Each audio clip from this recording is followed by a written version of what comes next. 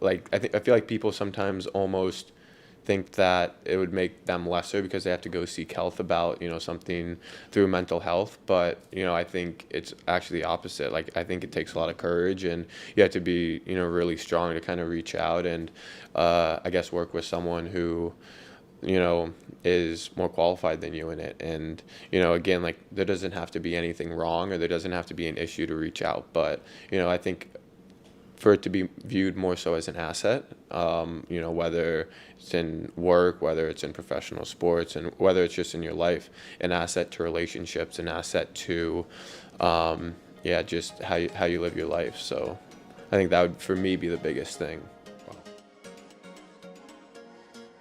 My name is Dr. Matthew Chow, and I'm Chief Mental Health Officer at TELUS Health. I have the privilege and honor of speaking with Simon Becher today from the Vancouver Whitecaps FC. We're going to talk about mental health, resilience, and a bunch of other things relating to success in professional sport and in life. So thanks so much, Simon, for joining me today. Yeah, of course. So just before we started, you mentioned that you're going to travel to Italy. So tell me a little bit about that. That sounds like it's going to be a lot of fun. Yeah. I mean, one thing that I love to do is to travel, to see new experiences, and I don't know, just kind of explore new cultures. So yeah, my girlfriend and we're going to travel to Italy, and just kind of explore, go down the coast, end up in Sicily, and just kind of enjoy some time off. Amazing. And I wish you an awesome time there. Italy's just such a phenomenal place to see and visit, and people and culture and food. Next question. Let's talk a little bit about mental health. And what does mental health mean to you? Yeah, I think for me, being a professional athlete, obviously, a high stress environment, something that's extremely physically demanding. I think, mental health is something that's not always talked about. And I think, for me, it's, just having the peace of mind that, I'm enjoying my life. And, one big piece for me is trying to separate work from the rest of my life. And so, I think, football is such a unique career that, it's something that, you can always talk about when you go home, your family and everyone always wants to talk about it. But for me, I think, like, trying to separate that sometimes, and, just, kind of finding a good balance between work and, the rest of your life is, something that, for me at least, is really big. It's interesting you mentioned that balance. So that's something that comes up a lot in mental health and in my work as a doctor is work-life balance. And basically you just described it, right? So there's work, there's the part of being pro athlete, and then there's life, there's the rest of life too. So how do you tackle that balance? Because it's tricky, isn't it? Yeah, it is. For me, one thing that I really enjoy doing is just, finding small hobbies. And, when I come home from work, a lot of it is, obviously taking care of your body, but also taking care of your mind, whether it's just, playing chess, journaling, reading, and, going and sitting at a coffee shop, with my girlfriend, or going on walks. A lot of things that, or that's actually something I recently started doing, was just leaving my phone at home. And, sometimes my girlfriend and I will go on a walk for an hour, 15 minutes, and just leave our phones at home. And even if I'm not on it, it's something that I've actually found is, like, super helpful. Just, not checking it, not having the constant worry in the back of my mind. Oh, like, is this notification for me? Did someone text me? And, I've actually found, I think small ways kind of like that to, I guess, clear my mind and, keep, work and other things, separate. You've hit upon a really important insight, and actually it's backed up by like scientific literature that even just having your phone in your pocket distracts you. Like even if it's not turned on, even if it's not sending you notifications, it just distracts you. And that's definitely true when people are trying to sleep, for example. Like I often tell people as a physician, keep your phone outside of your room or at least like in a box or something so it doesn't distract you. So you go out on dates and you leave the phone at home. Yeah. I feel like it kind of like helps you stay a little bit present as well. Like stay in the present moment, and even within work and within football, like that's super important on the field, just staying present. And I feel like it's like a small practice for me almost. Yeah, a small practice, but it sounds like it pays like pretty big dividends. Let's talk about being in the moment, because you mentioned this is critical for you as a pro player. Tell us a little bit more about how you stay present, especially when there's just a lot of stuff going on around. Yeah. Um, I think, and I think a lot of people who are professional athletes can kind of relate to this, but I think it's one of the hardest things like in sports to do because, at some moments you're at a super, super high, and some moments, you can feel like, you're the only person in it with sports. And, I think kind of staying present and just trying to find confidence in your ability and yeah, whether it's a bad day or a good day, like kind of understanding you're going to have both of those with your performances and all of that. So, if you can just try to stay present and, obviously when you talk about it, it sounds super, super easy, but, I think it's one of the toughest things to do in sports and I guess in life as well, but. Oh, for sure. I mean, can you remember a time in your life where it was really hard to stay present, and what you did about that? Yeah. I mean, for me, I'm sure like I don't know how much you know about our season and stuff, but I had a stretch of really really good games where I was scoring all the time, and then towards the back half of the season, not getting as much playing time and not getting as many minutes. So like for me, just kind of just continuing to work hard and not trying to listen to external factors or other things and just trying to I guess keep the routine of work and keep doing the same things and regardless of like the results and what's been going on, like just try to like I guess keep your mind clear and keep the confidence in yourself. I mean, I feel like I'm kind of pushing into other things, but like being present, not being like results oriented, like all things that I think are like on paper easy to do, but in the moment it can be really really difficult. Yeah. Actually, I like this path that we're taking when we're talking about that. We've heard from a lot of your colleagues about the importance of the day to day, having a routine. So can you let's double down on that one a little bit. What do you mean by that? Yeah, I think in sports, like there's so many things that are intangible and so many things that you could be doing everything right and you can still get injured, and all of a sudden you're out for 2 months, or you could be doing everything right and the results may not become, you may not be playing as much. So I think one of the ways to just continue to grow and continue to I guess get through the harder times is just nailing down a routine, something that works for you, something that works treatment wise. So you're always taking care of your body, so you're avoiding injury. So, and then on the other side of it, like I feel like a big part of it is, building in time to get away from it and time, because without the routine, I think, sometimes you can get lost and even small things, can start to build up. And yeah, I think like having a routine, and a lot of guys, have also I guess back this up, but having a routine can really keep you sane in a lot of moments. Yeah, and that's so crucial, right? Is like having a way to regularly take care of your body and your mind. It sounds like, Yeah. right? So you are taking good care of yourself. Talk to me a little bit more about taking care of your mind, that side of it. So what do you do to take care of your mind? Yeah. Keep it in top condition. I try to journal every day. I try to spend, like I said, try to spend time without my phone, whether it's away from my apartment or at my apartment. Try to spend at least 30 minutes to an hour without my phone. I try to build in other hobbies.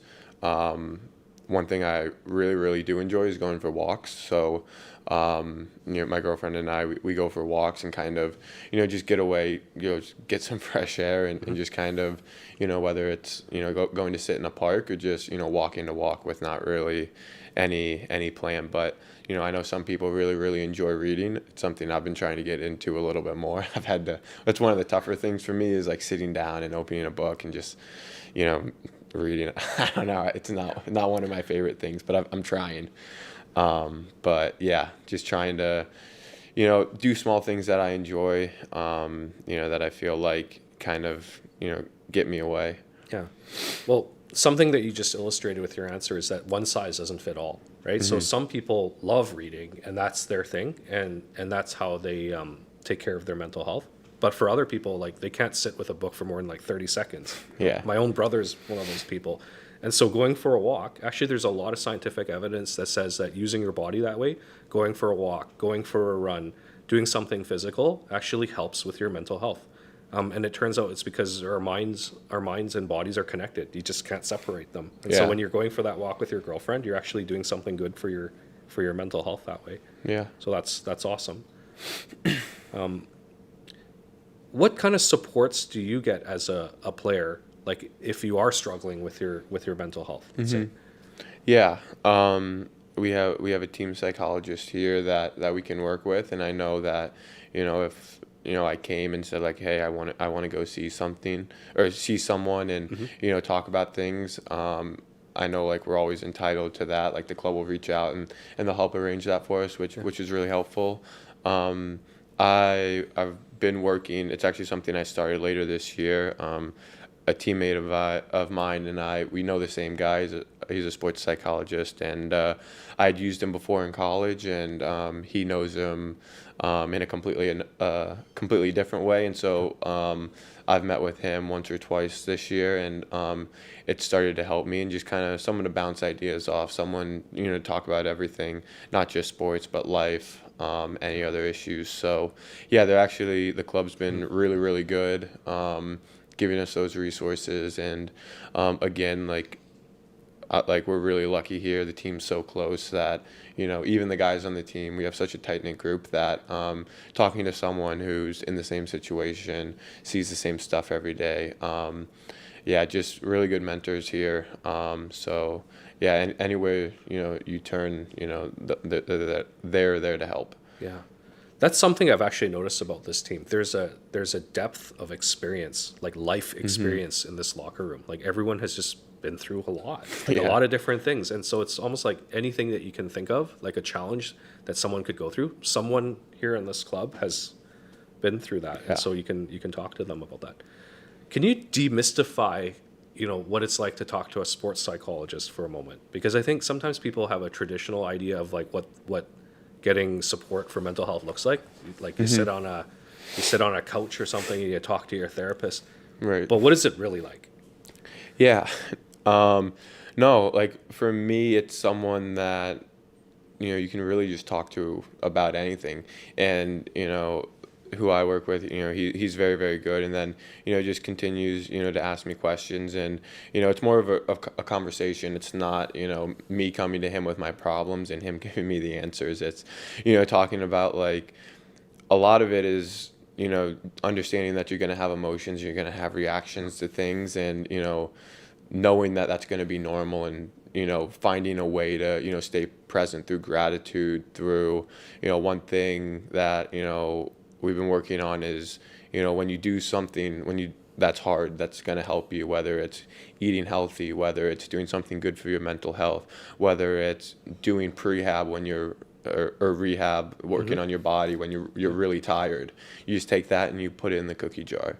You go and you do extra runs and you take that and you put it in the cookie jar.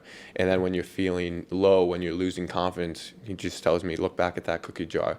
Look at all the work you put in, and these are the reasons you have to be confident. These are the reasons you're here. These are the reasons you're going to continue to succeed. And for me, that's something I'm working on now, is continuing to take all that hard work, all the sacrifice, and putting it away for later. And then you can go back and you can look at that.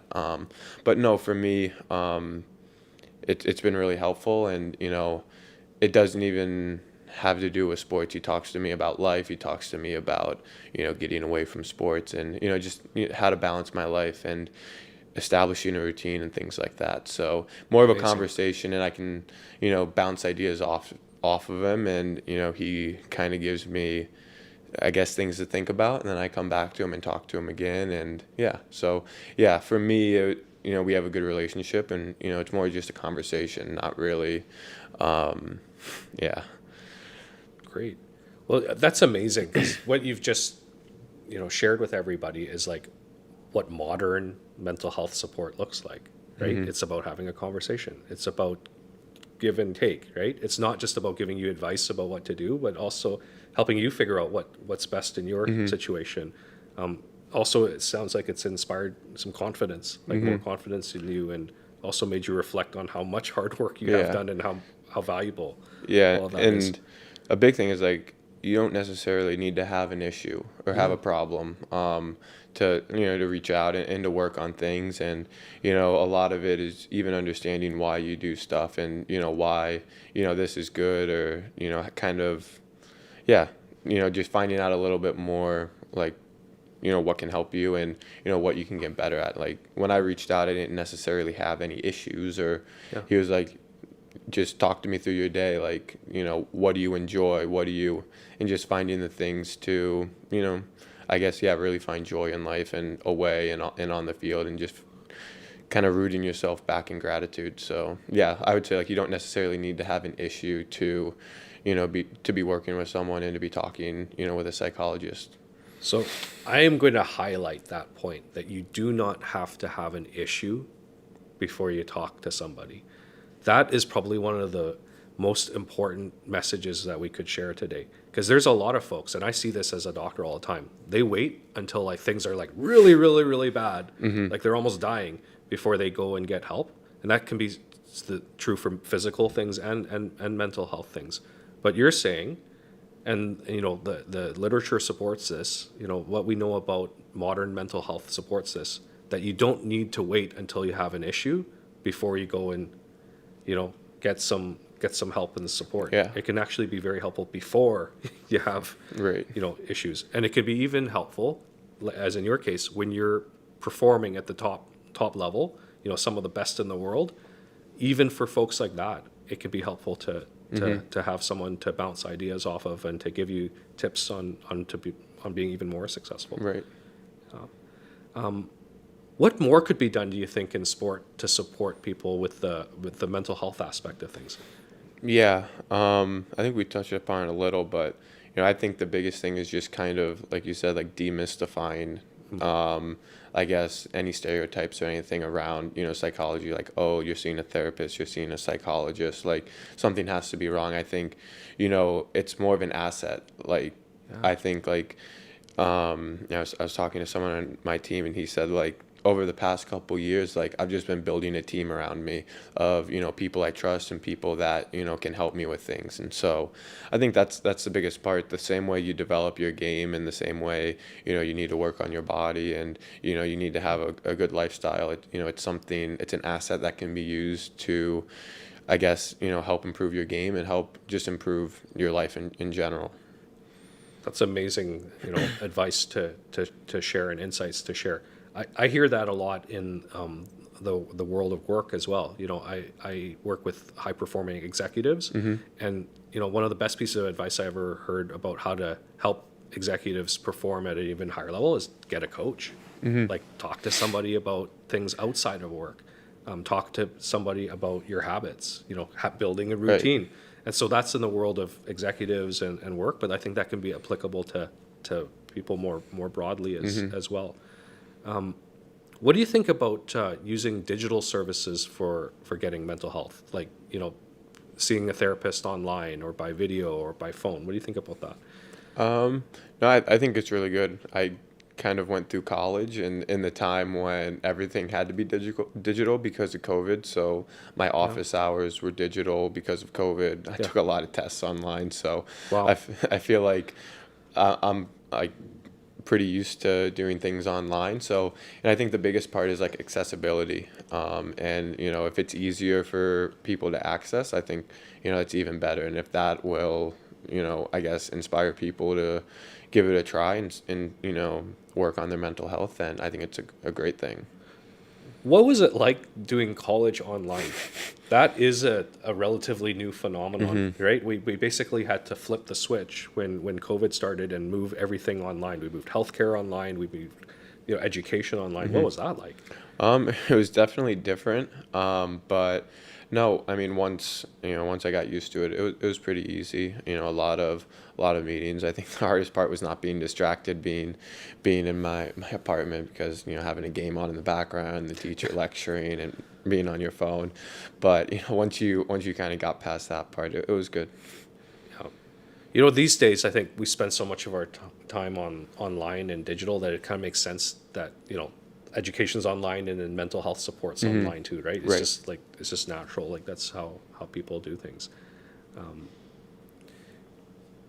If there, if you had one message for people about mental health, something, an insight that you've had in your life, something from maybe a low point that you've experienced in your life that you got through, what would that one message to people about mental health be? I would say that, like, I'd just say, like I wouldn't be afraid to I guess work on it. I think a lot of people, it's unfortunate that there's such a stigma and stereotype and just around it. Like we spoke about, like people thinking they need to have an issue, or if something, like, to go to someone who's a professional in mental health, you have to have a problem. And like I feel like people sometimes almost think that it would make them lesser because they have to go seek help about something through mental health. But I think it's actually the opposite. Like, I think it takes a lot of courage, and you have to be really strong to kind of reach out and I guess work with someone who is more qualified than you in it. And again, like, there doesn't have to be anything wrong, or there doesn't have to be an issue to reach out. But I think for it to be viewed more so as an asset, whether it's in work, whether it's in professional sports, and whether it's just in your life, an asset to relationships, an asset to, just how you live your life. So I think that would, for me, be the biggest thing. Wow. What an amazing life-giving message. There was a bunch of messages in there. There was a message that you don't need to have something wrong with you to get support and help. It's actually a show of strength. You mentioned that it takes courage too to reach out and get support, and it doesn't mean that you're weak. So I think that was a really, really crucial message there as well. And you really normalized the idea of mental health. I might go back and review something that you mentioned too about the stigma. So what do you think about mental health stigma? Because it sounds like you might have seen it or heard about it, or even maybe experienced it yourself at some point. Yeah, I think at least the stigma or stereotype around it is, unfortunately, like in the news, I feel like whenever you see mental health, it's usually related to violence, or it's related to, something bad that's happened. Oh, this person has a mental health issue, or something along those lines. But no, I mean, everyone, has some level of mental health, and, it's something that I think everyone should be working on. Everyone should be, implementing practices in their life. So, I don't think, like, people always use it, I guess, like, in relation to, like, oh, this person has like a mental health issue. But, everyone has a level of physical health and mental health. So, I think, almost like, a lot of people put so much effort into their physical health, but not much into their mental health. And I feel like, you should be putting at least both into it. So take it from this pro player that just as much effort as we put into physical health, we need to invest in our mental health as well, because that is such a critical message. And I appreciate your insights too about the media portrayal of mental health. Sometimes it is pretty negative, isn't it? Right? They're talking about, like, this person that had mental health issues did that, or there's this violent episode or whatever. And it is crucial for people to realize that that's actually still very, very rare. And actually, even in my career, the vast, vast, vast majority of people I've treated, even at the most acute phase of mental health issues, never commit violence. If anything, the highest risk, for people that are experiencing a serious mental health issue is actually hurting themselves as opposed to other people. So I'm glad you highlighted that. Thank you for sharing all these wonderful messages about mental health, and being a little bit open and vulnerable with me about your own experience, and then that great advice about emphasizing mental health just as much as as physical health, and then having a routine too, right? I actually like Yeah. just as like people go for a run or go to the gym and have a physical routine, that they should also have maybe some kind of mental health routine to make sure that they're Yeah. staying on top of their game. So my name is Dr. Matthew Chow. I'm Chief Mental Health Officer at TELUS Health. I just had an opportunity to interview Simon Becher, and it's been an absolute privilege and honor to speak to you about mental health today.